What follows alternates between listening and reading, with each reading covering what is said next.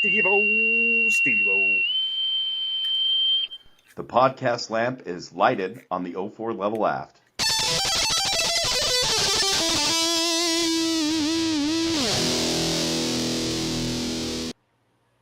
I turned it off too fast. Hey, everybody. Jonathan Lustard. Jay Becker. Pleasure to see you, people. And we are back for another episode of the Under the Cloud. That's the other podcast I do. This is the 04 level aft. Get it together, John. Get it By together. the way, if you had requested a sticker, you should have gotten it. Or no, I never sent them out. I got to do that. I got to do that. So if you want a sticker, let us know. Email us at 04levelaft@gmail.com, just like that looks right yonder, and we'll send you one. We have so many. We only have so many, then we'll run out. So, but if you wouldn't mind, how you doing, Jay? You doing good? I lose you. Did I lose you? He's being silly.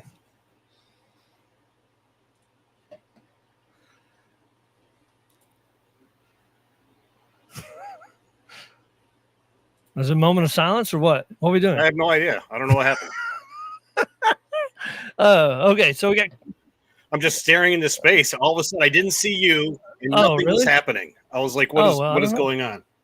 What a horrible, bad timing. Yeah, my bad. Don't worry. I fixed the glitch. Thank glitch. you. Appreciate it. But so today we have a special guest, friend of ours from the ship, Lake Champlain, back in the day. And we tried to get with him for baseball season to talk about baseball, but that didn't work out. And this summer has been one after another of scheduling drops, schedule stops. We have scheduled this episode 4 times. And so, like Steve says, we're herding cats. So that's what happens. 3 men, 3 different states, all busy. It's hard to pull together. So, we're about to. We did it. We got it done. You ready? We got anything we need to talk about? Oh, yeah, real quick. We're going to try to do 2 episodes a month from now on.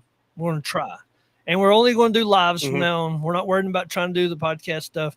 In the event we run into somebody we have to interview off this, we'll do that. But we'll always let y'all know about it here. But we're just going to do lives from now. So much easier, much faster. No editing, which is helpful. So we good? All right, let's bring him on. Steve Mcevoy. Steve Hello, is here. John. The pride of Texas. Giggle. How are you, buddy? I'm fantastic. How are you? Yeah, you can. I but can't please complain, don't. man. Although it was Well, hailing was it yesterday really? in New York. Yeah, we got a Was it little raining, thunderstorm and man? hail came down. I was just like, you gotta be kidding me. But it's upstate New York for you. Yeah. Can you hear us now, Cody? We're looking at the chat. I don't know if you can see the chat, Steve, but anyway, Cody Gates is on, commander, Hello, Cody. skipper of a Navy ship, which is insanely amazing to me. Take a minute to Congrats. appreciate Yep. what that guy has done from a CWIS tech all the way to a commanding officer is pretty stinking cool. Hey, we had the honor of serving with some pretty incredible shipmates. We really did. A lot of really good people. Right. I think so. Yeah. I hope everybody else had that same experience, but I don't know. None if of they it did. surprises me at all. Cool. Yep. So I was actually wondering. Made a lot of lifelong friends, when Cody's man. about to retire, and I don't know if Jerry Holler's still in or not. But I wonder if there's any of the people that we were with. How many people that we were served with that's still in the military? Like, because we're getting to that point where I've been out for 20 something years, 22 years. So Yeah. 22 years next month. Well, they're pushing retirement, man, if they're still in. By So now, their kids could be enlisted. So who Oh knows? yeah. Well, look at John Wellington. His kids are in. Don't remember that name. Don't remember the name. Oh, you don't know John Wellington. Yeah. The dad bod vet?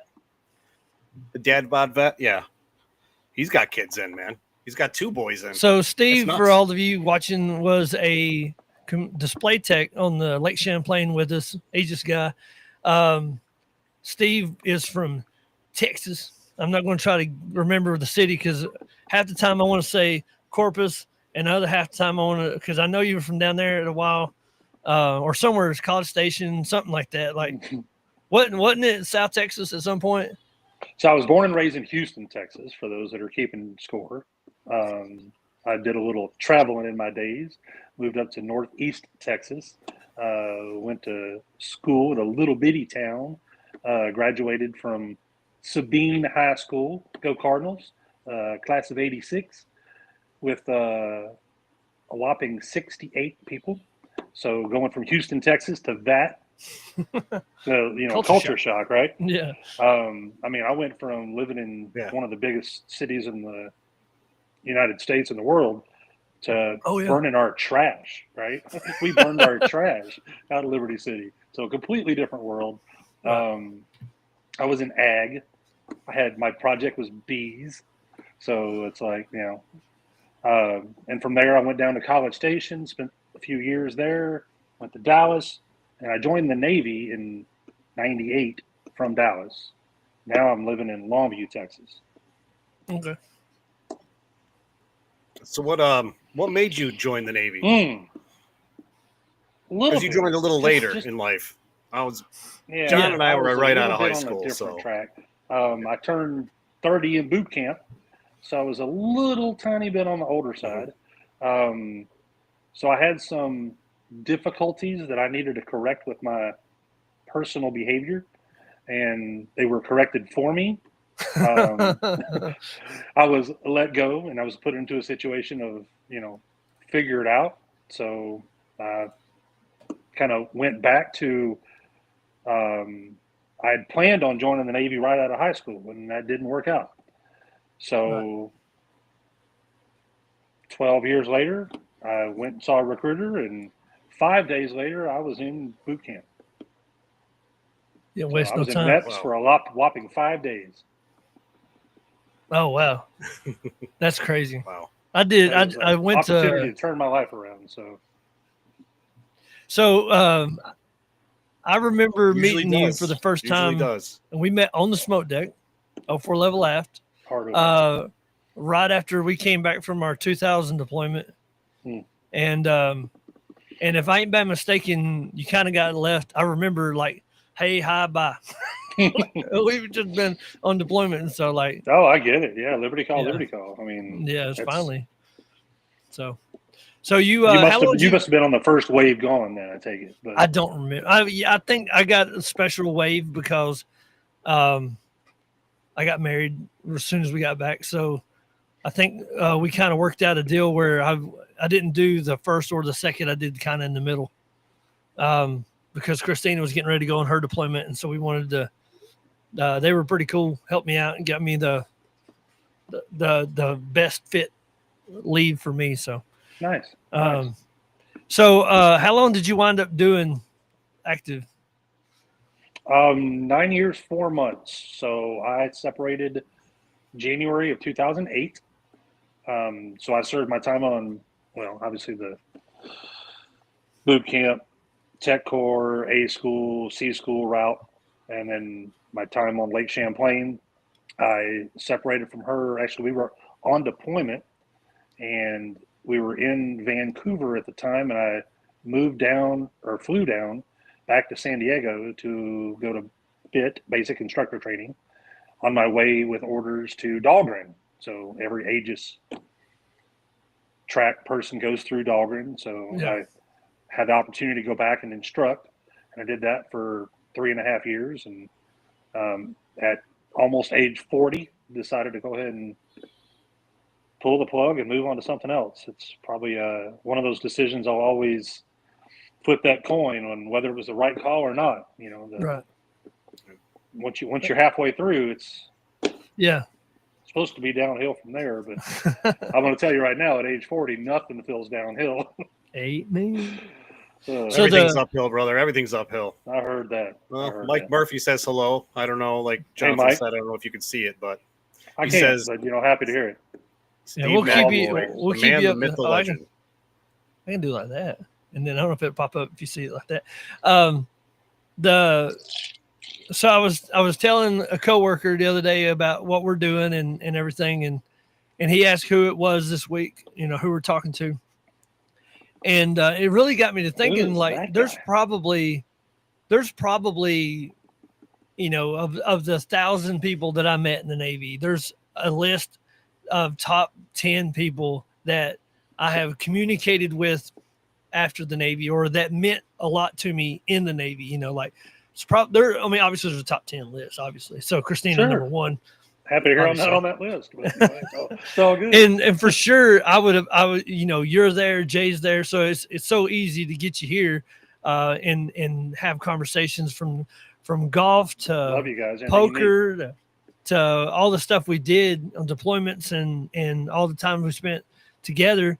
I have a lot of very, very fond memories of you, and I really appreciate you and your friendship that probably, I don't know if, I think it was very important for me to be around somebody like you that probably kept me out of making stupid decisions. And I appreciate it. I just want to tell you that. Get all this mushy stuff over with early. I'm not responsible for the overall, so that was a decision. Hey, the overall's life, baby. That's life. No, it was an honor both of you guys. I remember, and Jay Beck and I haven't had a chance to connect in, I guess it's probably been 25 years. Long time. 20-ish years, whatever it's been since we've separated.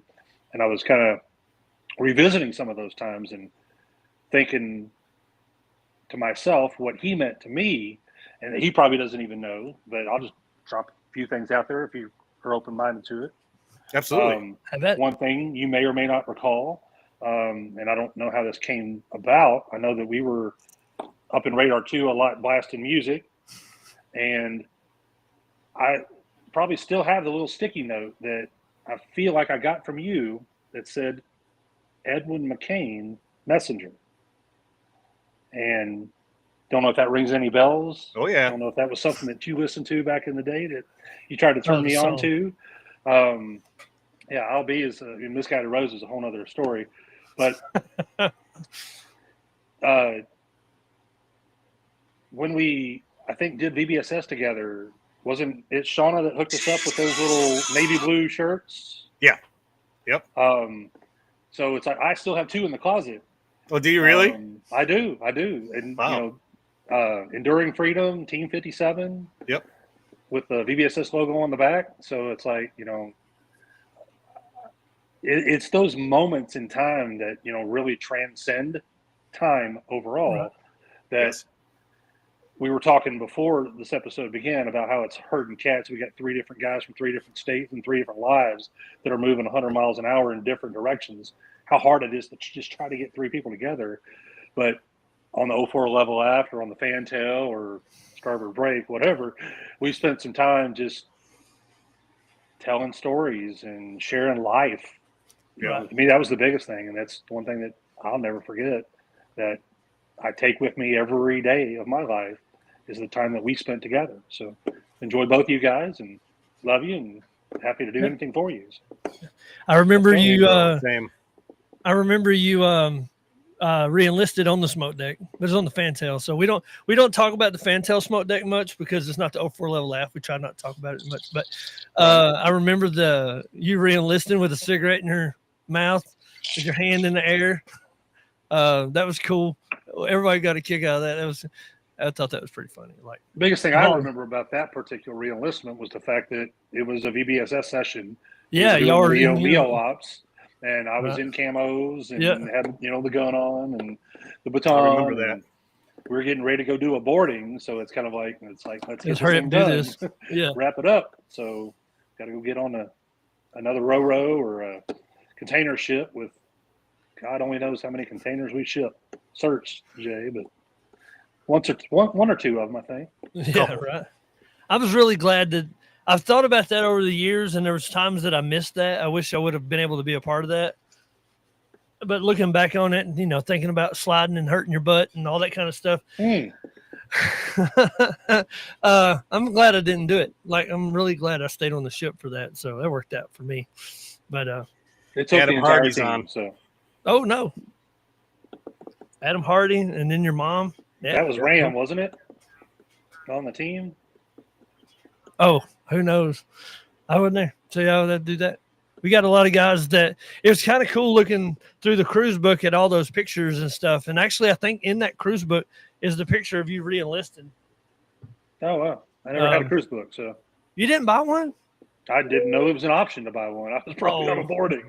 I remember we did a lot of boardings.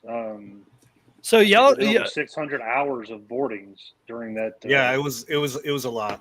It was so an up-tempo, so for those of you watching that don't know us, that was post 9/11. This is like 9/11 happens, obviously September. We were supposed to deploy in January, but they fast tracked us up to the beginning of November. And so we're sitting, I mean, we just hightail it across the Pacific and the Indian Ocean. I only think we stopped twice on the way there. And it wasn't for long. We didn't stop long. We stopped in Singapore. That's where me and Jay picked up E5. And then I think we stopped in Hong Kong on the way in, but it was like too quick to move on. And Al Comiskey, man, that's bringing some memories back. Anyway, so like we got there and we sit off the coast of Pakistan and Iran, and that river that flows out between the two is where we sit primarily. And you guys boarded forever. And it felt like I remember being in the Gulf. But we went into the Gulf a lot and we, did a lot of stuff. Wasn't all there, but in the goo. But I mean, we were there a lot, and you guys were a lot of climbing, boarding, and watching them. Those British SAS guys jump off. That's a memory I will always have. Is our ship next to a tanker ship, a helicopter hovering over probably about 30 feet off the deck. And we were waiting on the ropes to come down and them to come off. But all those SAS guys just jumped out of the helicopter. That was the craziest thing I'd ever say. Like, you guys are nuts. So, but I remember in those cargo holds, though, it was so hot. You remember that, Steve? Oh, yeah. Oh, my God. Well, that on top. I mean, dripping, I don't know if you remember, like, the top of the top of the containers were so hot out there that your boots wanted to stick where they were melting, in the sun. So, I mean, you're right. And the cargo holds was brutal with no airflow or anything. But out in the sun, it was really rough, too. And I was thankful that we left there in May. God only knows what it was like there in the summertime, right? Oh, man. Thank God we left in May.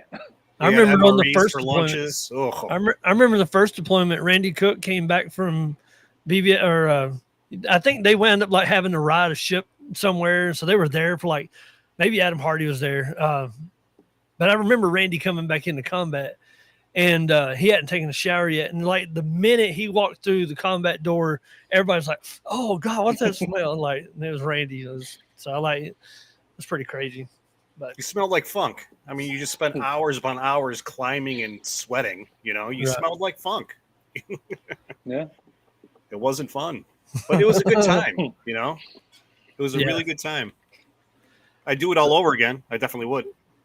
So a funny thing about that is, like, for me, VBSS, visit board search and seizure, right? So in the South, I don't know how it is up where you guys are. In the summertime in the churches, they have VBS, Vacation Bible School. And for years, I kept calling it VBSS. And everybody's like, what, VBS? No, it's VBS. Like it just, and when we were on deployment, I switched around. I kept trying to call it VBS. There's another S in that. But it was kind of funny. Like, still down when I see VBSS written down, I think VBS written down, I think of y'all. So doing all that. Appreciate y'all doing it. So you wound up getting out of the Navy, you moved straight back to Texas, back to your home. I did. And so I've met one, as two, you did. Yeah, of course. And Jay did. Georgia. It's interesting how, Well, some people don't go back. Some people That's do. True. No, yeah. I don't know. I think curious what the percentage is. Back to the area they're from, and then go from there, because now we've already learned what it's like to be transient, and you're less, I guess, scared of a move because you've made one. I mean, a huge one. For every one of us that had to get on that plane to go to Great Lakes, or get on that plane to go to San Diego or Dahlgren, Virginia, or wherever. So you're less, I guess, apprehensive. Eschewed that the big old world is going to eat you up. So eschewed, that's a big word. I like that word. So Steve is the guy that I've got to hang out with the most post Navy. A few times went hang out, spent the night at his house. Chick-fil-A, hung out there for like 6 hours talking one time with the family, and so I got to right before or during COVID, right at the beginning of COVID, I was there in Marshall, and I got to hang out, spend the night over there. That was cool. And then all the COVID stuff happened, and that killed us from ever going back up there. But anyway, Al Comiskey, I still can't forget that. That's crazy. So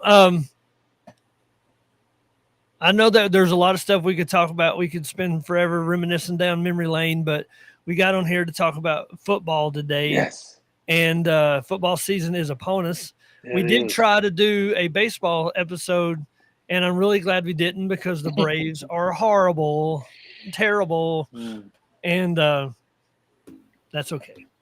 But a lot of stuff's happened in football in our time. I want to tell a quick story about football before we, or about, me and Steve, and before we get into what we're going to do today.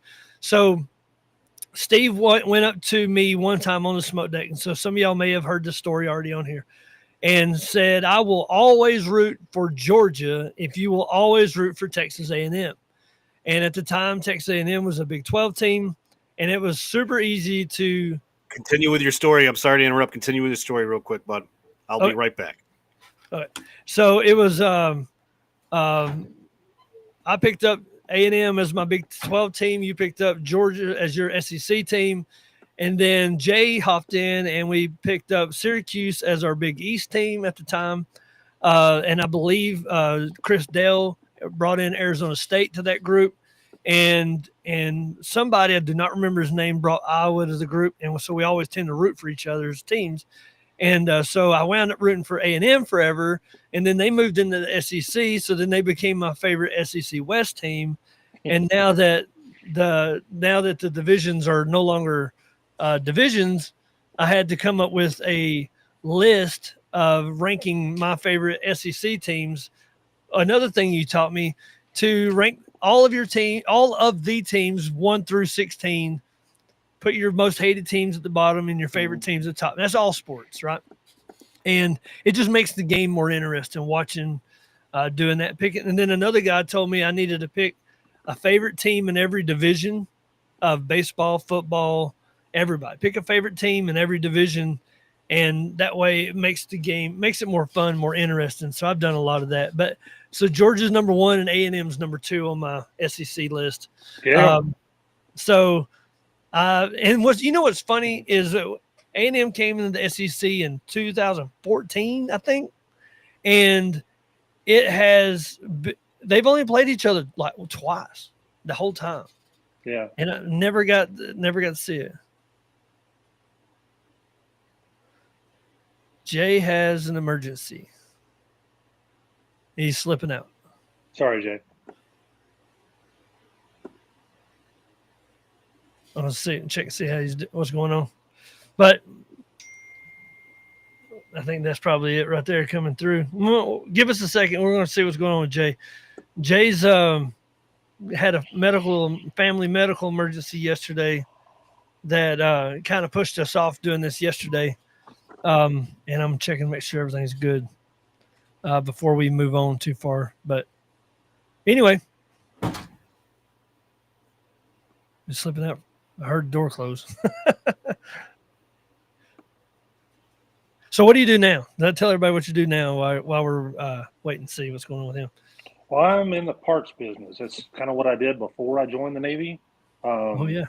So I'm back in the parts business. So I'm a parts director at a dealership, Chevrolet, Buick, Chrysler, Jeep, Dodge, Ram, Fiat here in Texas. So I remember you had the ability of memorizing part numbers, and I always thought I forgot about that till just now. Are you doing that same type of job now, or Is it totally different? I am. I'm very blessed with it. I have a recall of numbers for whatever reason. Lord knows if Jason Illert's watching, he's like, "What is that A18 unit all about?" And we've gone back and forth over the years with those comments about. I don't know how. I mean, obviously, there's probably something wrong with me, but I've been able to remember, have this recall of part numbers that, just doesn't make sense. And that's probably why I can't remember anything else. So, right. But it's helped me in this particular job. So I've been doing pretty well. Blessed. Everything okay with Jay? No. No? No, I just you can read the text real quick. If you're using your phone, so you probably can't read it. I can't see anything. So other than you. I don't have a way of muting this so that I can talk to you real fast before. I don't know how I can end it shortly or quickly and then come back. But there's something going on up there in New York, so I don't know how to proceed. Well, if we need to reschedule, I mean, that's, I totally understand. Life is way more important than this. This is just fun. Love catching up with you. And I'm texting real fast. I'm sorry. No, take care of business. So I wound up switching, like in the TAP class after the Navy, they told us that there's a good chance that you'll switch jobs a lot. And I did a lot. I've had a lot of different jobs, and I didn't stick to one thing very much. And we moved around a lot. We've moved a lot. We just hit 5 years in this house, and that's the longest. Nice. That's the longest I have ever lived in one place in my life. And I just hit 5 years at my job, which give me one more year, and I'll have worked at this job longer than I was in the Navy. So therefore, this will be the longest job I've ever had in one continuous place. I've been in like the construction industry, different parts of that, but my jobs kept changing.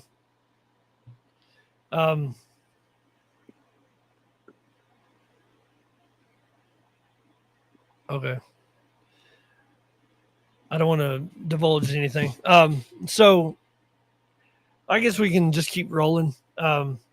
We can chit chat about it, and we'll kind of see what's going on with Jay and them by the end of it, if we do it all. So we wanted to just talk about the seasons are coming up, football, college, all the different things about it. And this is what we used to talk about all the time. We used to have scenarios and make up stuff and talk about it, and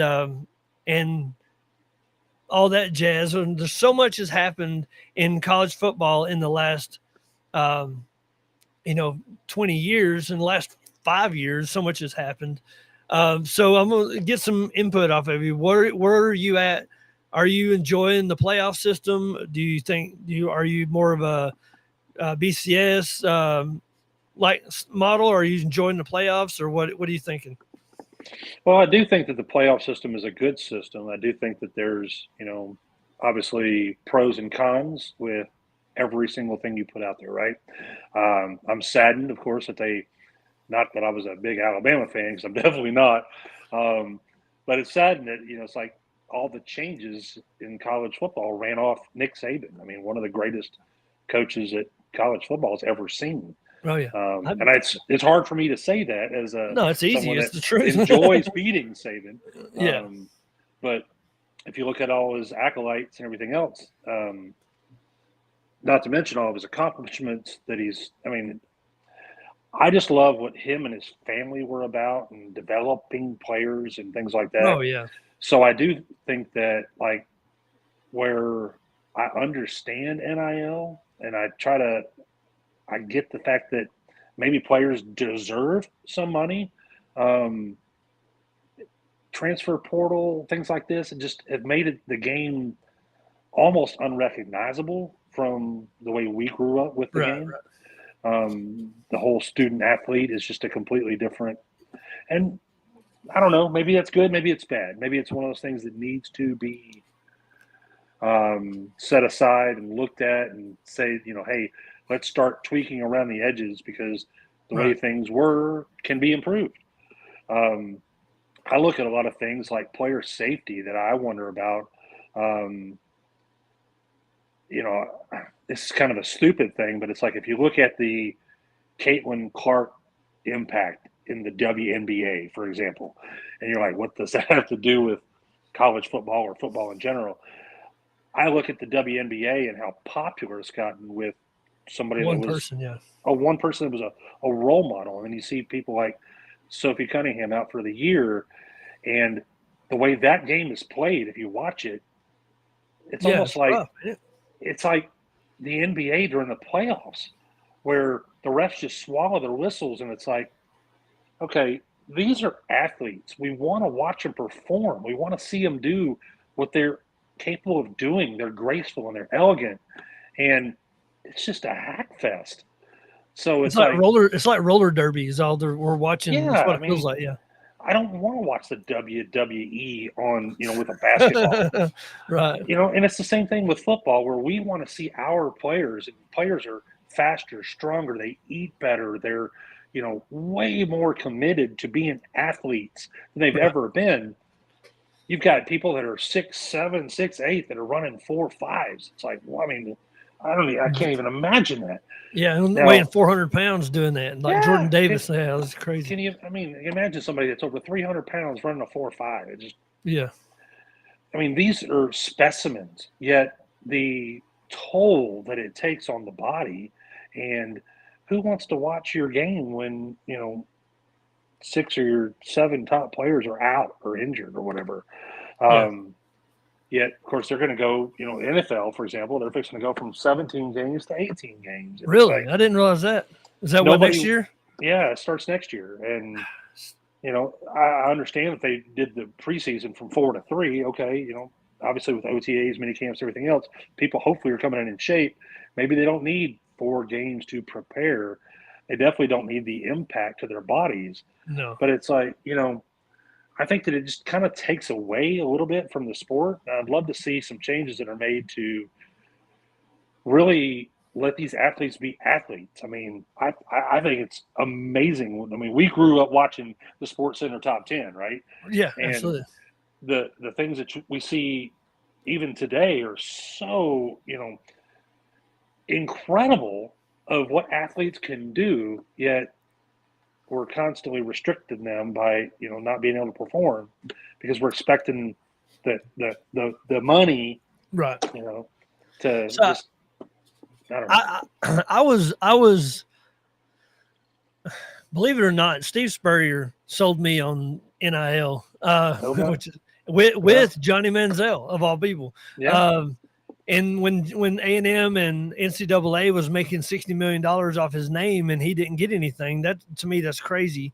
I was a huge fan of the players being able, when you're talking Johnny Manziel, you're talking, Eli Manning and all these big names, these people doing stuff, they're never in a need for anything. People give them everything. It's always been that way. But when you would take a volleyball player from, Minnesota or whatever, a wrestler from, pick a team, or, small school baseball catcher, and they can't go back to their hometown and run a clinic and get paid for it because they could lose their scholarships. Right. So for me, that was the biggest win with the NIL, was that a volleyball player could go to a school and run a camp for 3 days and make $300 or $400, $1,000, whatever, and help subsidize their life. Or you can go into a restaurant and people can say, hey, you're on the Aggie track team, like you're not a football player, you're not a basketball player, you're not a baseball player, you're not on the TV ever really, but we know you're an Aggie, so let's buy you lunch. And before you couldn't do that. It could be considered a payment. And and so I'm all about that. That was a great change for me. I do believe what Steve Spurrier said is important, that these kids don't get any of the money until they graduate or are drafted. I don't, that way they're or at least a portion of it. I also think that if you get a certain amount of money, that scholarship that you're given should be taken and given to somebody who's not able to get a hold of that. I do believe that. Right. But then you're buying scholarship spots. So that's a whole nother thing. I did hear the guy argue that we should need a salary cap on the NIL.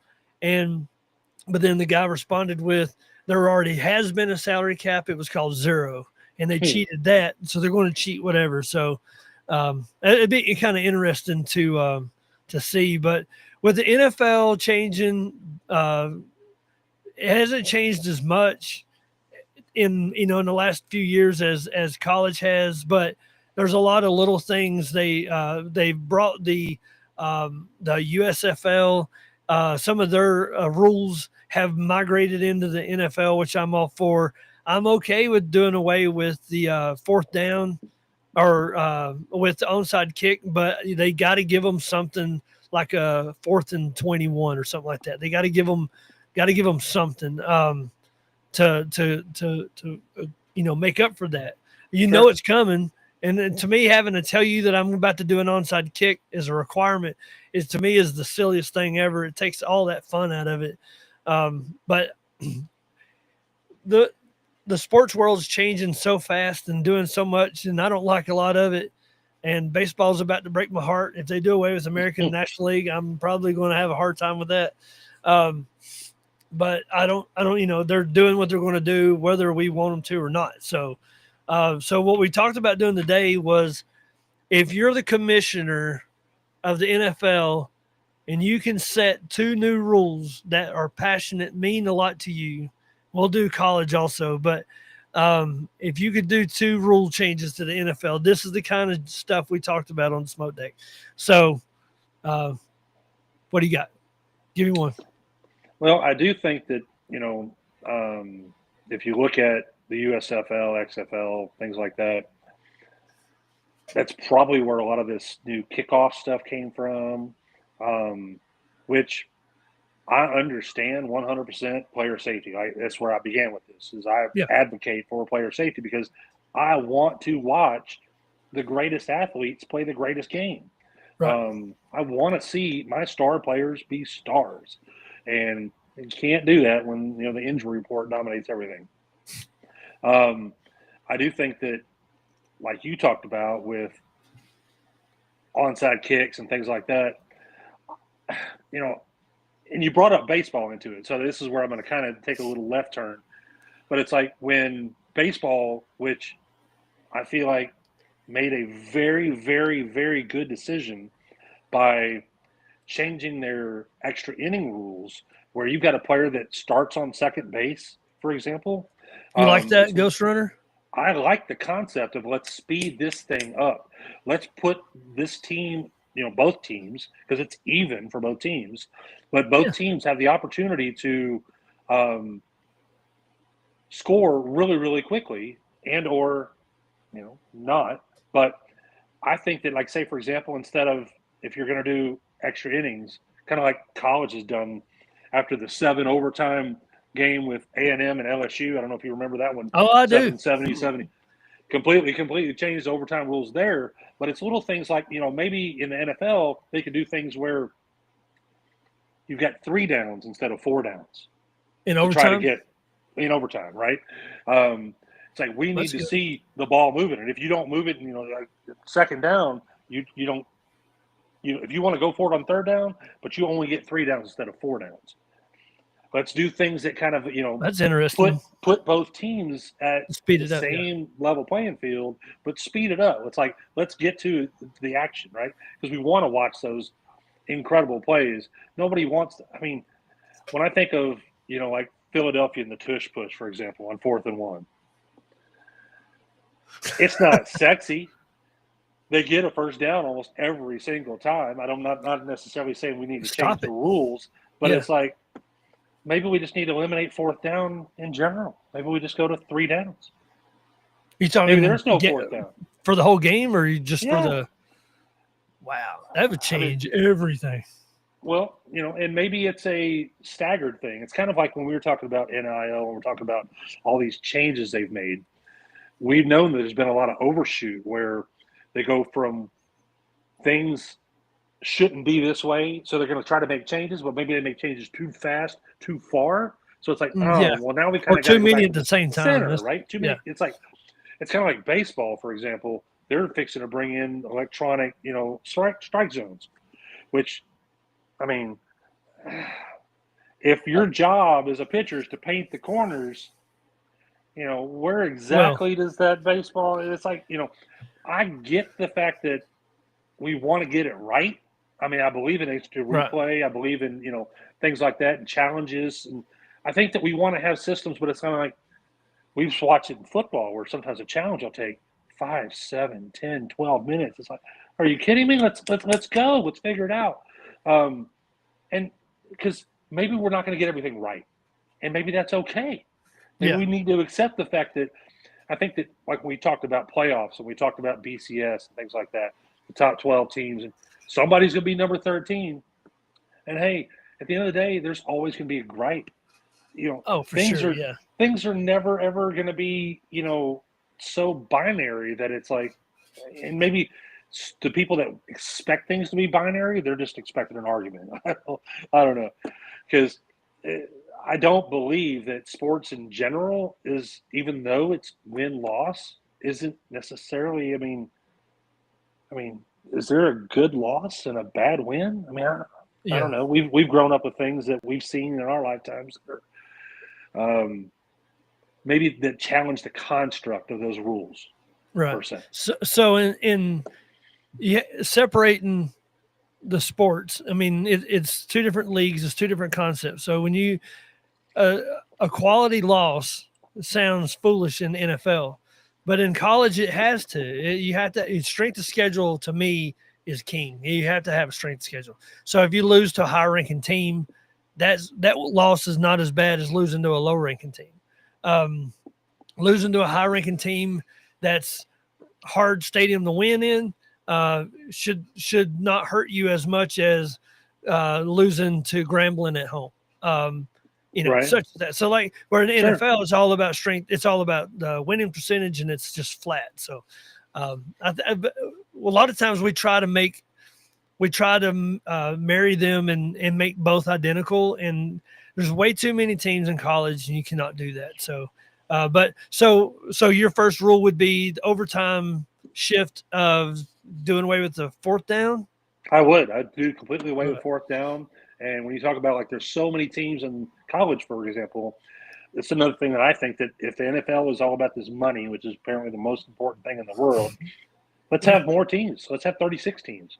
Let's have 42 teams. I mean, I don't know that, maybe the number of teams, if, I think to myself, and as a fan of football, especially college football, for example, how many bowl games have you watched where the star players, they're not playing because they got a playoff game? I mean, I grew up where, for example, the Pro Bowl was before the Super Bowl. Right. Yet you don't want to, if you're fixing to be in the greatest, most important game of your life, the last thing you want to do is go take a chance of injuring yourself. So now the Pro Bowl means we don't have our top tier athletes there. Kind of like these bowl games where you don't have your top tier athletes there. It's like, we're doing it wrong. I mean, we have to recognize that there's ways that we can move things around. And I understand that there's not a perfect system. Nobody's going to have one, nor do I. But there's a lot of things that we can do differently to week 16, week 17, for example, in the NFL means something for some teams. Other teams are trying to get rest. Well, kind of that's what bowls now have turned into for the college football playoffs. We wanted college football playoffs, but now we've made all the other bowl games obsolete. Yeah, who cares? I mean, it's they're in jeopardy of not being the high quality product that we want of a bowl game. It's like, but what are you going to do when Colt McCoy doesn't play in the national championship game because he wants his NFL draft to go up? You mentioned Johnny Manziel, and it's like, if anybody ever needed 2 more years of college. And I think to myself, when you look at the Manning family in general and what they've already decided to do with Arch, he's going to stay in Texas for 2 years. Everybody's expecting him to come out and go to the NFL next year, and guess what? It's not happening. He's staying there. They understand the way development works. as a family. And I think that for sure, yeah. For people that understand the sport, we've seen it in college basketball, for example, where the NBA is really, really lost out on all these great quality stars that could enter the league, but you've got all these college stars that are one and done. So you don't have this opportunity to develop the relationships watching these players that you could over 2, 3, 4 years. Right. I understand everybody wants to get paid. Well, now with the NIL, everybody gets paid.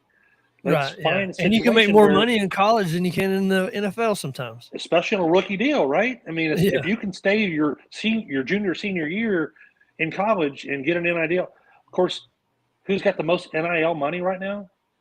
Do you know? A&M does, right? No, I thought A&M had it. Texas Tech. Really? Texas Tech, Lubbock. Did you know Lubbock had more money to spend in the NIL than anybody else? Because nobody wants to go there. Does it make any sense? I don't.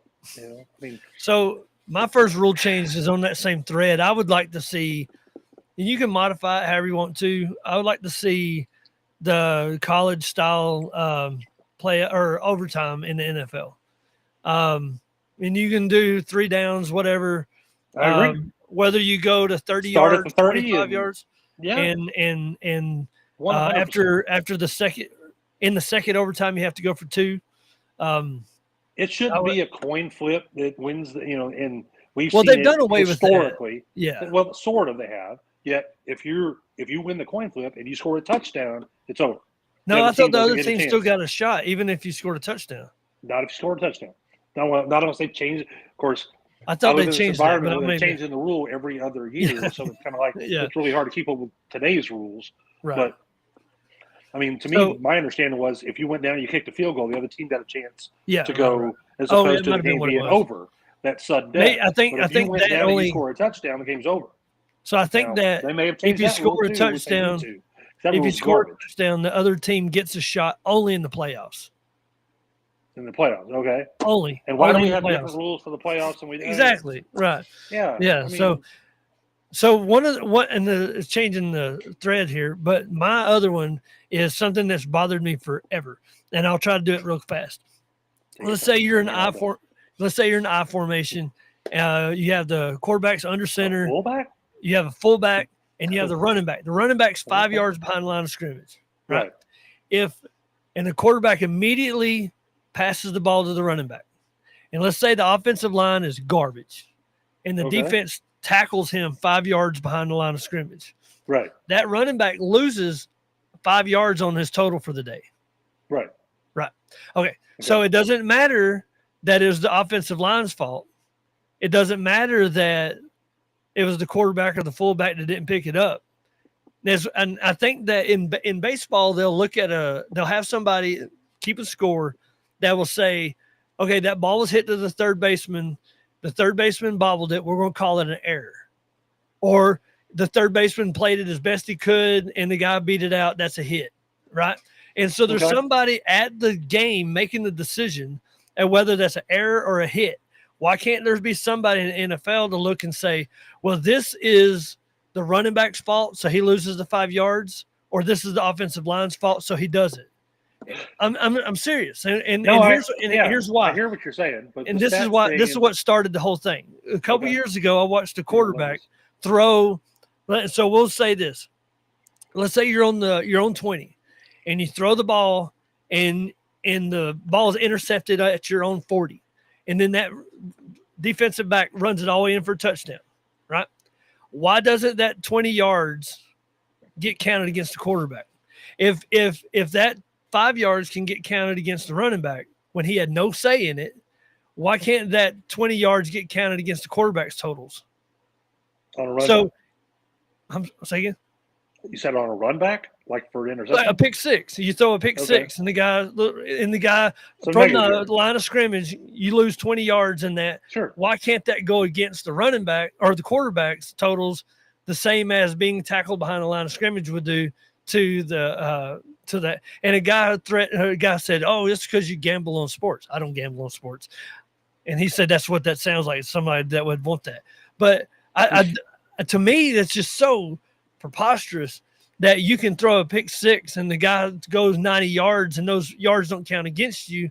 But if you run the ball and get tackled 10 yards behind the line of scrimmage, those yards get counted against you. Why not make them both the same, or make, either way, however you want to do it, make them both. And you could always throw in that guy saying, hey, the reason he got picked off is because the wide receiver just didn't do his job. So that doesn't count against the quarterback. I think that if you look at, like, whether it's gamblers or fantasy football addicts or whatever else, you're looking at, like, say, for example, rushing stats. Right. You're a quarterback and you've rushed for, we'll just say 22 yards, and you get a point for that or whatever. Now, if you're up by 3 touchdowns and you're the quarterback and there's, 14 seconds left on the clock, you take a knee. Yeah, when you take a knee, you lose 2 yards. Now, those 2 yards go against your rushing stats. Yeah, but not against the quarterbacks. But why wouldn't 100%. his? Yeah, it does. Because I remember one time. Losing a point just by taking a knee, even though he's doing what he's supposed to do to protect the football game. And this is where I think that, if we're going to let the stats dictate how players should play, right? I mean, it's not good for the game. True. I give you that. It's not good for the game. I remember a couple of years ago, Tom Brady was going to kneel on it, but he didn't back up and kneel. He ran in got up behind the center and kneeled on the line of scrimmage, so he wouldn't lose those yards. I remember that happening. So that's my two. At the same time, if you get a point for a completion, should you get a negative point for an incompletion? I don't know that part. So I've only ever done fantasy football one time, and that was with you 20 years ago. Okay. And I won that, so I'm quitting. I'm leaving. You won what? Okay. I remember that because I picked Peyton Manning and Marvin Harrison and Reggie Wayne. Everybody's like, you don't pick the same guy on the same team. I didn't know what I was doing. I think I lost the championship. I don't remember to who, but I did really well that year, and I'm like, I'm calling this.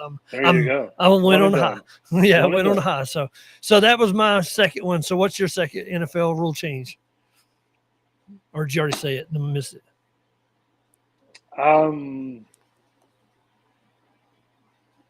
It can be simple. It can be do away with salary cap. I mean, as far as the rule change, like, number one, I don't like the fact that they change the kickoff rule every single year. I think the kickoff rule, number one, and I understand the dynamic kickoff or whatever they're trying to create. Hello. Hi. If we are concerned about player safety and this and that, well, it's like, why not just eliminate it altogether? Why not, start on 25 or whatever? Do whatever. It's like, and they've obviously changed where they kick off. I do think it's really interesting that if you're going to go for it, for example, a 2-point conversion in the NFL, you get the ball on the 2-yard line. Yet if you're going to kick an extra point, which is worth less than half of the 2-point conversion, right? You got to go 18 yards back. You kick it from was it 20 to 25, whatever? Oh, I don't know what it is. Yeah, it's way back now. Yeah. So, I mean, originally it was the same line of scrimmage. It's either kicking like a 35-yard field goal versus a 2-yard rushing play.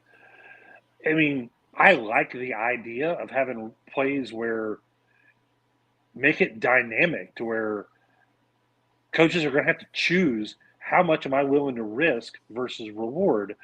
One thing I've watched a lot in the preseason, for example, is the amount of coaches. And I know everybody's looking at numbers. It's all statistics and it's all historical, whatever. Preseason don't matter. But one thing they're doing in preseason is, hey, if it's 4th and 4 on, the 40-yard line, I'm going for it because I want to see how this, play develops and what I can do or can't do or whatever. Where again, they're never going to do that, or most of them won't do it during the regular season. In the regular season. And then you kind of question, it's like, well, why are you doing it in the preseason if you're not going to do it in the regular season? It's like, I know. What's the point? So maybe we should, just eliminate preseason. So do you remember? And do what they do in college football and just get ready and play. Start playing football. So do you remember when the Chargers went 4-0 in the preseason and then lost every game but won in the regular season? No. And so right then I'm like, you know what? I'm done with preseason. I do not pay attention to it. I don't watch spring training. I don't watch any of that because it doesn't matter because everybody plays different in that next level. So everybody's trying to play base and vanilla, right? There's no the scores don't mean anything. I really they're going for it when they probably shouldn't, but I really like the 1, 2, 3 point options that they were doing in the XFL and stuff. I really like that. I think that would be really interesting to see in the NFL. You know what I'm talking about? For after a touchdown, they get a 1, 2, or 3 point conversion, but they have to run it in. I look at the way the 3-pointers, change the game in the NBA, for example, because if you get somebody that shoots 42% from three, it makes more sense to shoot more threes. Well, I think that either they need to back up the line even further, or they need to have a 4-pointer, or need to have 5-pointer. It's like, why couldn't you do now? I always said anything over half court should be 5 points. Yeah, and next thing but then now Steph Curry, that's all he'd do. Yeah, things like that. Yeah. It's like we're gonna have our own. the games won't exist like we used to watch them as kids. Oh, for sure. Yeah. Which necessarily isn't a bad thing, but at the same time, I do think that there's some things. Yeah. Yeah, exactly. So, college.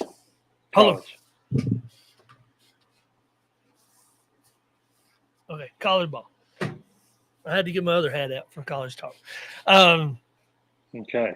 I'm locked and loaded with my college talk, so I'm gonna let you go. So Kirby Smart's the guy, right? I met him in high school. His dad was our high school football coach, and his sister was on our soccer team. We had a co-ed soccer team. Actually, no, it wasn't co-ed, but we would practice together all the time. So I knew her, Kendall. And Kirby was a college football player, played at Georgia, and he was there all the time coaching and substitute teaching. Bit of a jerk. And actually, my sister's senior year at Georgia, she was a trainer that was running around like giving water to everybody, helping tape up and everything. And that was Kirby's first year. So that was 9 years ago. That's crazy to think that I mean, he's been in 3 national championship games, won 2 of them.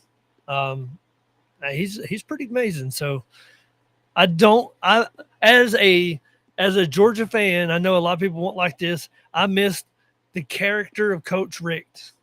Okay. However, I'm not overly upset at the championships. Right. But I know you can't have both. You can't bench your star players because they miss practice and win championships. So, decisions are harder back then. Mark Richt didn't have a problem benching his star player. You miss a practice, and this because you decide not to show up, then you don't get to play in the game Saturday. Sure. Where you ain't gonna see that very much in the regular world. Let's see who we got here. Let's read some of these questions or comments. How about those teams stateside and let the fans build their own stadiums? NFL globally, they have televisions, but they have stadiums and paid taxes. See, I've never been a huge fan of Texas paying it. However, I do understand the idea that there's a lot of jobs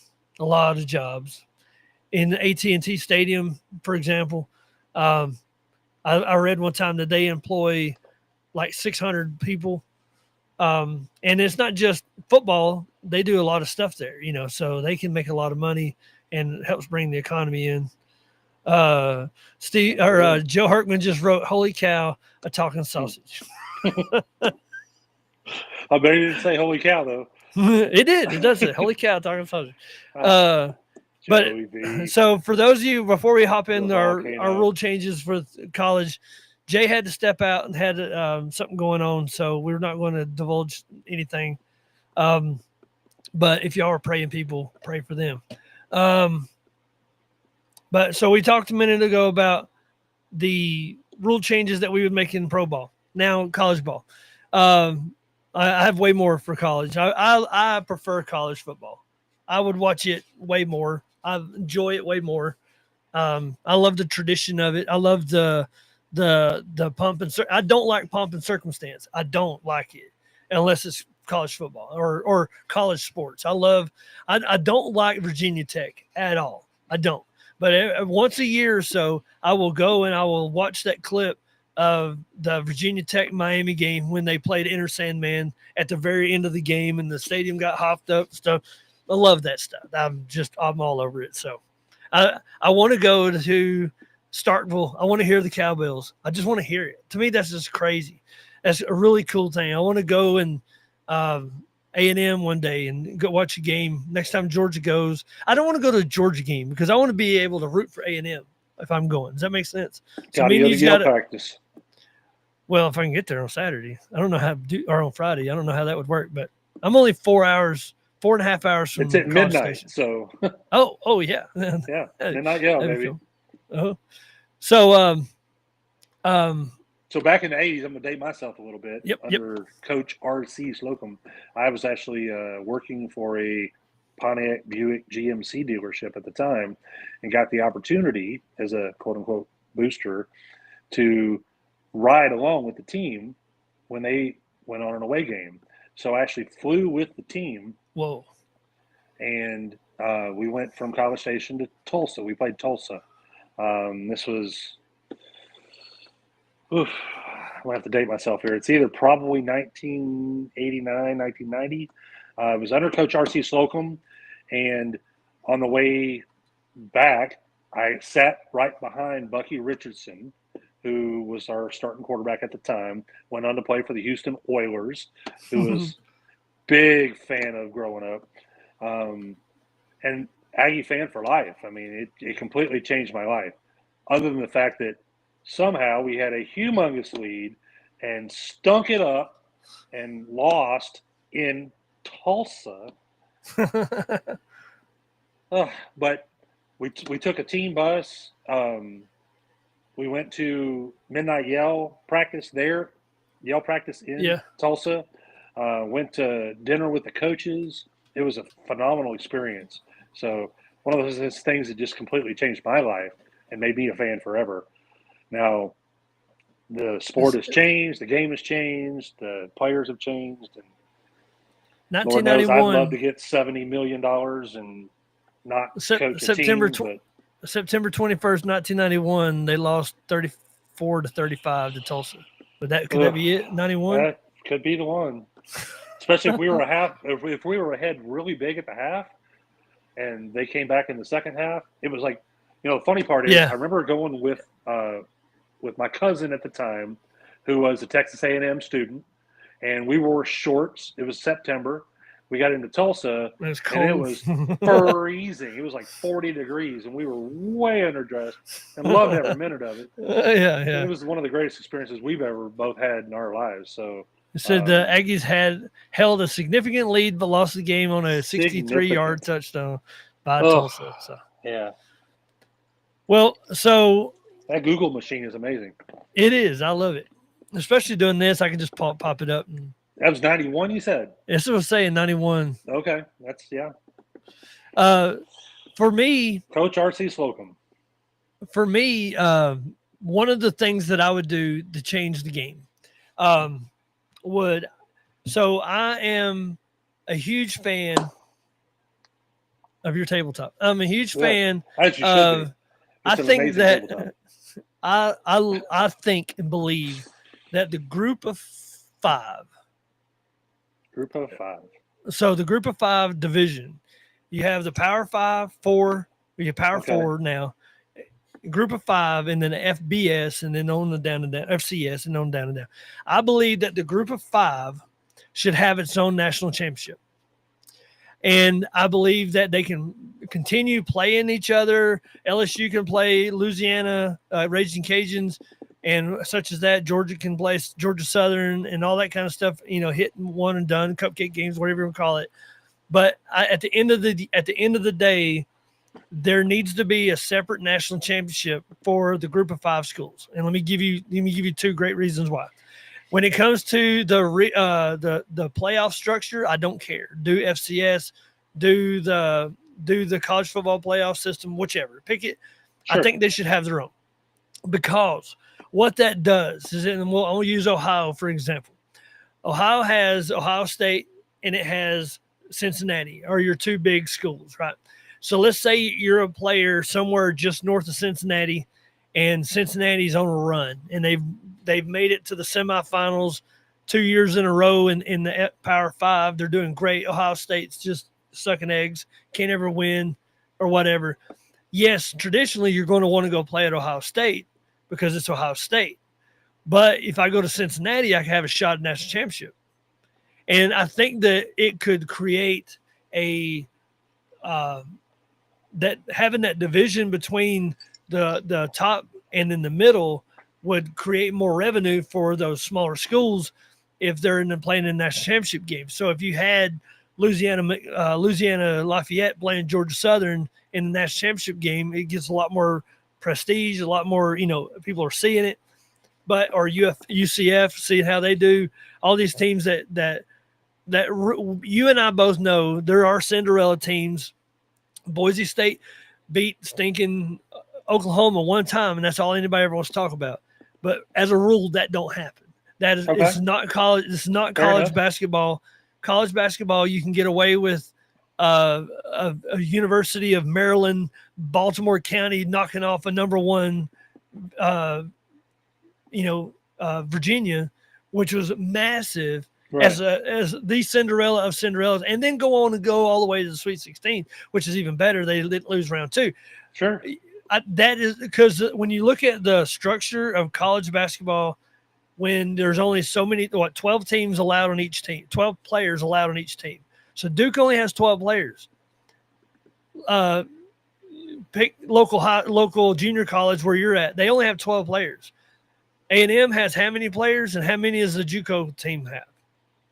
So it's a totally different deal. So I don't want to hear from the spectators about the Cinderella. Yes, the Cinderella is awesome, but also it gives teams like I don't know, Cincinnati and UL Raging Cajuns a shot at a national championship, which right now there's no shot at it. Period. So here's my thought to that, and you mentioned the word Cinderella, which I love that phrase because it makes me immediately go to college basketball, right? Everybody remembers the Cinderella stories. I think that's exactly one of the rules that they need to change. When you think of now, when you bring up the top five conferences, I totally agree with you that to a certain extent, obviously the way, whether it's the Big Ten or the Pac-12 or whatever conferences aligned anymore. The SEC, Big Ten, for example. Now, I think that, for example, the Big Ten is broken because why should Oregon be traveling to Ohio State and vice versa, right? Yeah, whatever.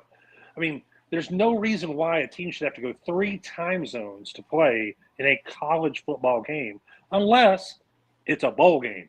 Now, I like the idea when you bring up the whole Cinderella idea.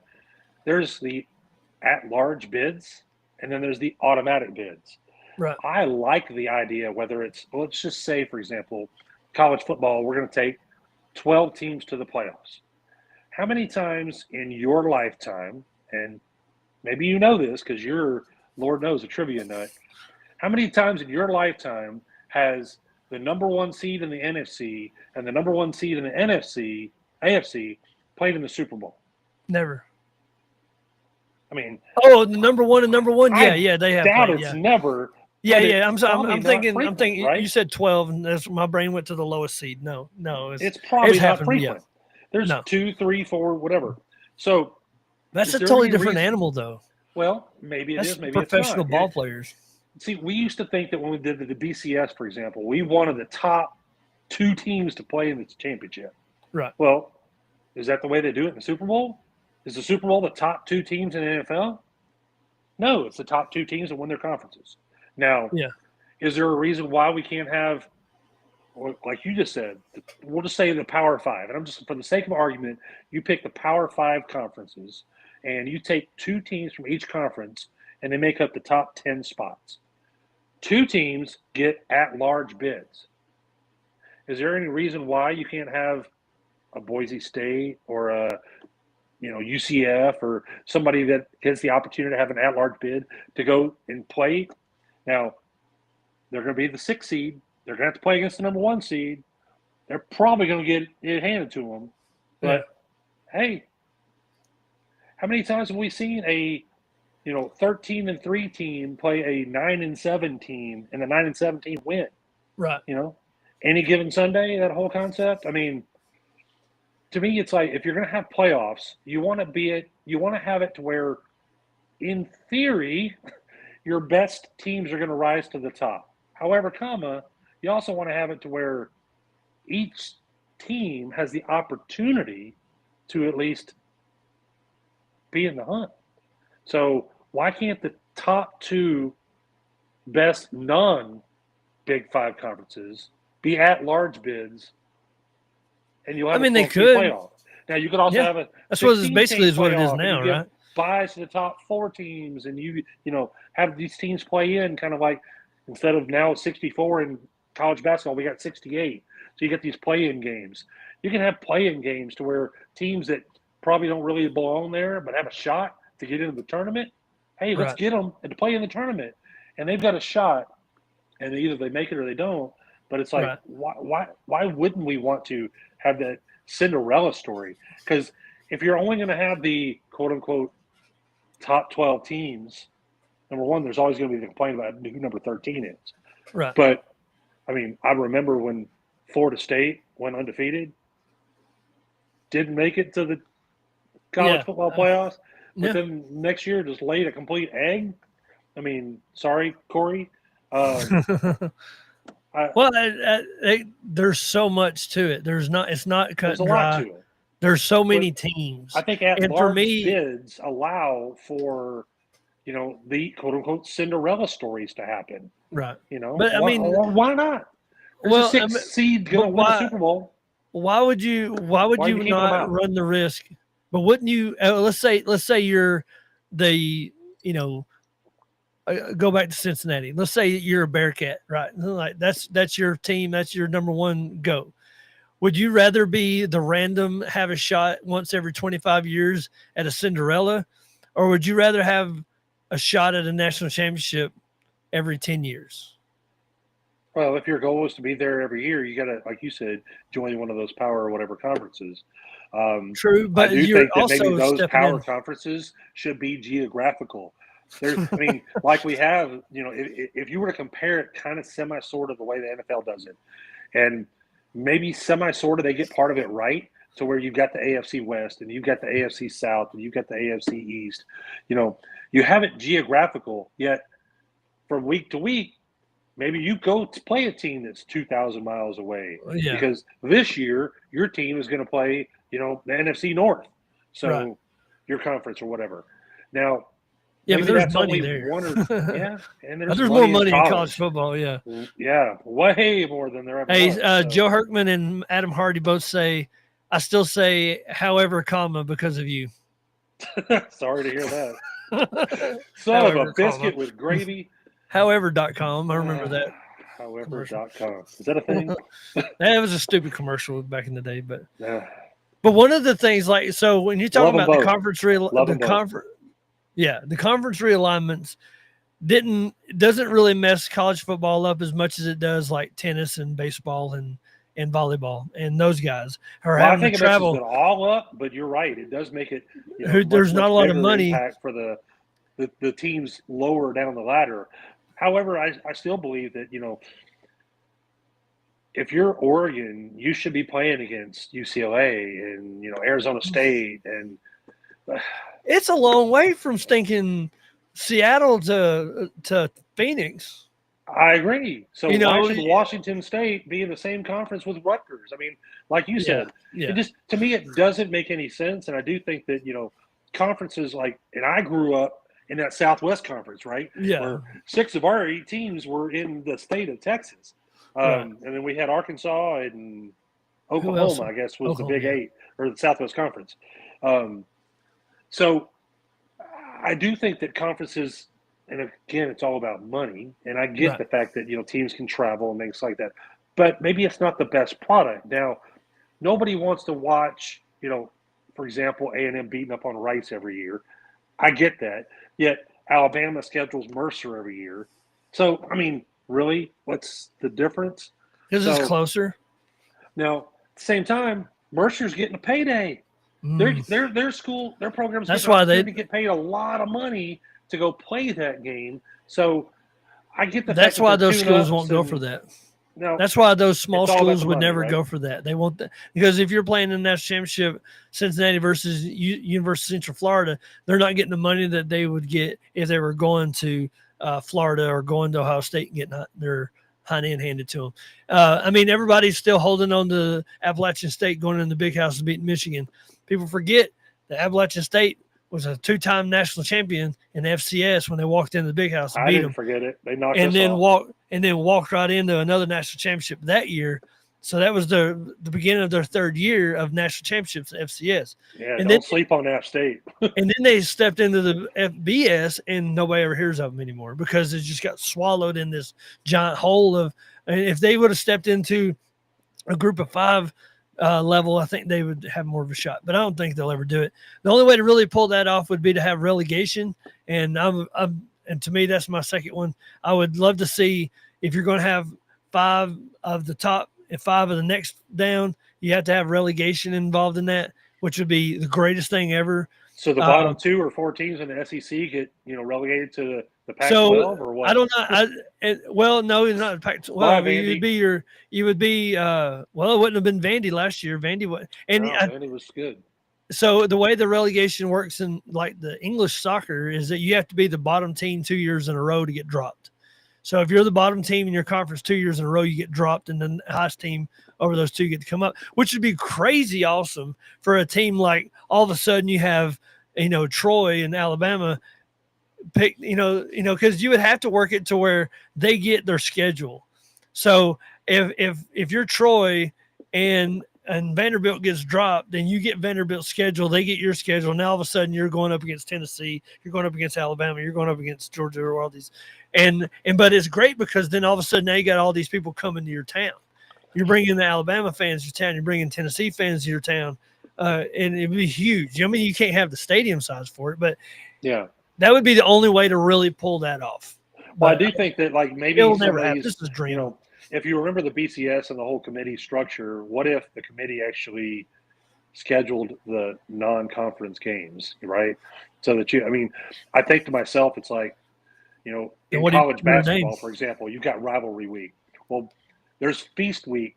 There's all these other kind of different, like, for example, the ACC will play the Big 12. Yeah, but you can play 3 basketball games in a week. You can't play 3 football games in a week. But you're saying that you can't pit 3 Big 12 schools against 3 big. Don't they do that? Aren't they? They've tried that for years. I know a couple of years ago there was like 3 SEC schools playing 3 Big Ten schools in the same weekend. No, Alabama's not going to play a Big Ten school. They're going to avoid them like they can, especially now. And I get it. Big Ten's, no joke. As a matter of fact, you could argue, and I'm not going to be that guy, but you could argue that they're the power conference right now. They've got 3 2 schools. of the top 3, and they have 3 schools. Okay, they've got 5 of the top 12. I don't trust no poll. Okay. Who knows what these people are doing? Them polls are just all them polls are just politics. Is all that is. We'll see in week 9. We'll see. Everybody's just guessing. Yeah, that's all it is. It's all a giant guess. Yeah. But, we're going to try to get off here in about 10 minutes. Ooh, that way, oh my gosh. It went by. We're an hour and 18 right now. So, what do you got? You didn't really give a good college rule change. You got anything? College rule changes. Well, my biggest rule change would be conference realignment altogether, right? I don't believe, and this is 100% my biggest rule change that I would make, is I'd love to see more of, like, for example, in week 1, we've got Ohio State and Texas, right? Right. Why can't we have one of those matchups every single year? And most of these schools obviously don't want to schedule, really tough opponents. They want to, like, breeze through the first 8, 9, 10 games as they're trying to build up their strength and, everybody wants to talk about how down the SEC is, for example, when we're beating up on each other every single year. And everybody wants to talk about, well, Texas and Oklahoma, where, they may not be better for your conference. Well, at the end of the day, Oklahoma found out what it's like to play, 6 SEC teams last year. And they didn't like it very much. They would have loved to have been in the Big 12 last year. Now, I think that conference realignment, I don't know that, and maybe your relegation idea isn't a horrible idea. Maybe it's one of those moving, things. I do think that conferences should be geographic. I do think that we want to have, nobody wants the, would you want Mercer in your conference every year, yet you want to schedule them every single year? And no disrespect to Mercer. They're just a school trying to fill a program, and I don't disrespect them, but as a matter of fact, I give them big props and being willing to send their students up against Alabama and get their butts kicked every year. So, go take the payday. Now, there's enough of this money to go around. Why are we not scheduling things to where it makes sense, where the Pac-12, for example, is just what happened to the Pac-12? Is Utah your strongest team in the Pac-12? It is money. It is all about money, and money might improve a product. And if you ask Nick Saban, he'd probably tell you it also ruin a product. Yeah. I think NIL can be great for, like you're talking about, some of the lower down. You're maybe not old enough to remember Title IX. I've heard a lot about it. Yeah. Okay. Well, Title IX was more in my day, but it changed women's sports. Right. Where the same amount of funding had to go, yet, obviously, if you compare the girls' locker room to the boys' locker room, there's a big difference in the weight room and stuff that's happening, right? Yeah. I think that money can be, because there's enough of it to go around, one of the greatest equalizers. We want to talk about the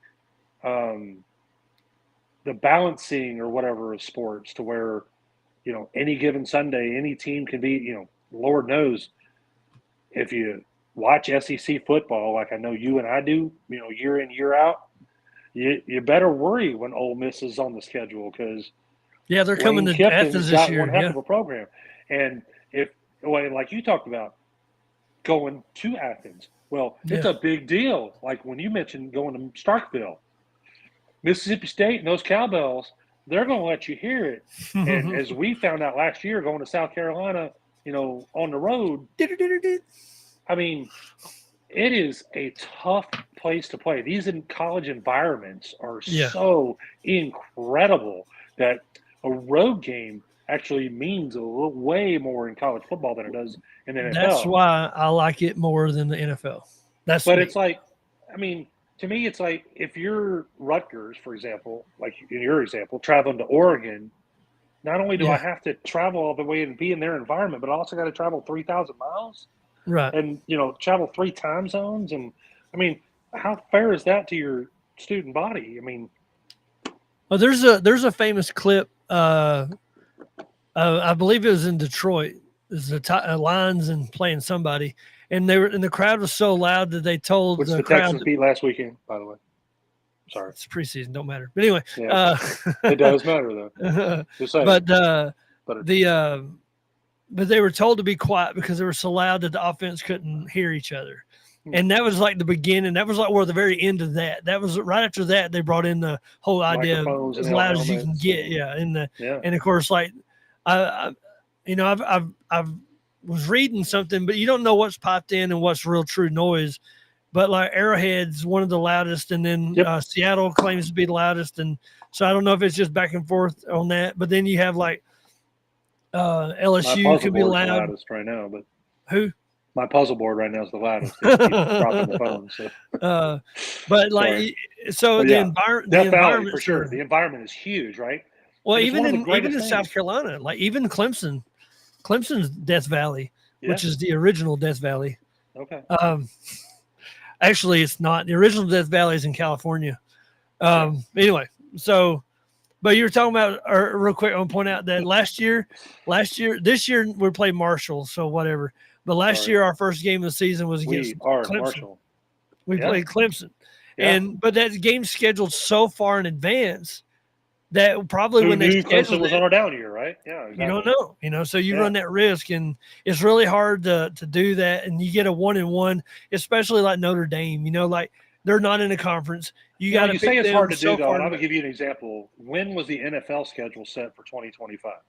I don't know. Was it set 7 years ago, or was it set like during the summer? I don't have a clue. It was set like 3 months in advance.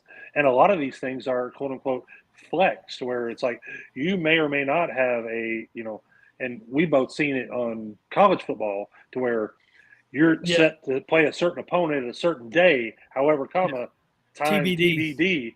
Yeah, 100%. Right now, Georgia's TBD. So you may be Georgia, the Auburn's TBD, or you could be a noon game, and because how good there's a lot of things that you can do that flex the schedule. Yeah. I think that first thing you got to do is flex the conferences, but you can flex the schedule 100%, 100%. I think. Now it's just an opinion. But the thing is, we got to remember, there's 132 teams in the FBS. Well, and should there be that many Division I teams? Maybe there should be 64 Division I teams. And then my idea of having a group of 5 have its own national championship, is that what you're saying? And then have the next 64 Division II and have and have their own national championship. And we'll see how popular the Division V championship is, but Well, I mean, the thing is, though, is you're looking at NDSU will tell you about that right now. I mean, they're a hell of a program, but they're not playing FBS, are they? You're talking teams that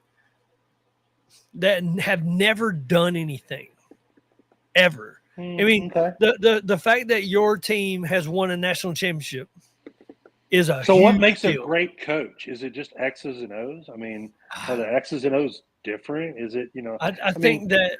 What makes a program? So we talked about this at lunch today. These are supposed to be schools. That exactly. whole idea has completely changed, right? We were talking about this at lunch today. There are 40 NASCARs that start every Saturday or Sunday, right? Right. This past week was Saturday, 39, 40, right? So you would imagine that those 40 drivers are the best 40 drivers in the world, right? That can run them cars. Now, of those 40 drivers, right? Think of the current driver. I don't know if you watch NASCAR anymore. You think of the current drivers there are now. Realistically, there's only about 7 or 8, maybe 10 of those 40 that are high percentage chance of winning. And now anybody can sneak a win in, right? Sure. Obviously. But even of that 40, the bottom 10 is considered lesser. Yeah, right? Cinderella. And for them to win a race is like truly. So I think that same thing can be transferred over into college football, where there are 132 teams, but realistically, there's only at any given year, there's only probably 20 teams that have a shot at it. So, and those are never group of 5 teams. Well, I think that if you were to look at the top 12 teams for the playoffs this year, they're probably most of them, if not all of them, are already in the preseason top 25. For sure, yeah. You mentioned that it's all political and this and that or whatever. But they're at the end of the year, what it is. They're going off of who's returning. They're going off of this and that or whatever, because injuries play a part. Everything else, right? They're looking at strength of schedule. These people are actually looking at this stuff to try to figure out. Now, we also know that there's going to be a major shakeup between. There's teams that are right now that are in the top 10 that won't even be in the top 25 when this year is over with. There's teams in the top 10 that'll be out of the top 25 by week 3. But how many teams outside of the top 25 are going to be in your final 12? Yeah, very few. One, maybe none. Yeah. I mean, actually, it's 14 or it's more than 16 this year, I think. Is it? Changes every year. Make another rule. Make a rule that makes the changes last for 5 or 6 years. So at least you can learn the rules before they change them again. There's a new rule for you. So we're going to need. I've actually thought about starting a little separate thing where I can get people on and just talk about nonsense. Call it. Have you ever wondered? Because Pat Horan said that he heard somebody say, "Have you ever wondered?" And he thought of me like, I can't imagine. Well, I'm just wondering, like, have you ever wondered about that? Like, however, comma. Right. There you go. That's the name of the show right there. We get on here again. We got plenty of time. Football season's coming. Baseball season and World Series. When they drop the rules changes in college or in Major League Baseball, we'll hop back on here and talk about it because Jay's really you want to chat. You know me, I'm happy to get back on it. I love to get in touch with Jay. So. Yeah, we'll have to. Prayers going out to Jay. As soon as we get off the live here, I'll tell you what happened. But again, y'all pray for Jay and his family. And I will. And if anybody else out there has suggestions on who you want and what you want to do. Right. Yeah. John's already got the platform. Email us. Yeah. Have you ever wondered? Steve, I appreciate you. You look good. I love you, man. Yeah. I was thinking the other day what it would be like if we could be in the same city, in the same house. Yeah. Yeah. We'd never get to sleep. Have you? But that last time I was up there and I spent the night, we didn't go to bed till like midnight or later, and then we had to get up early the next morning. That was a rough hamburger helper was on point. It was so good. But Steve, I appreciate you. Love you, man. Love you too, brother. Thanks for being on with us, and get you back on later on. Everybody, I appreciate y'all being a part of the 04 Level App podcast. If you have any ideas, like Jay had to step out tonight, so we're going to try to do 2 episodes a month from now on. We have a ton of ideas and people we want to talk to. We're probably going to spend the first year just talking to Lake Champlain people, most likely. So he's doing some weird thing. I don't remember what it was, but I just found out last year that whole motion that when they link together at A&M it represents a saw, and they're sawing off the horns. Sawing varsity's horns off, baby. Yeah, that's pretty cool. That's good. You got to come to practice. we got to get a game. Let's look at the schedule. Let me know when you can make it. I'll meet you there. Okay, I'll buy the tickets. Oh, okay. We're there. There you go. Okay. Talk to y'all later. Y'all have a great dogs. week. No, let's not do that.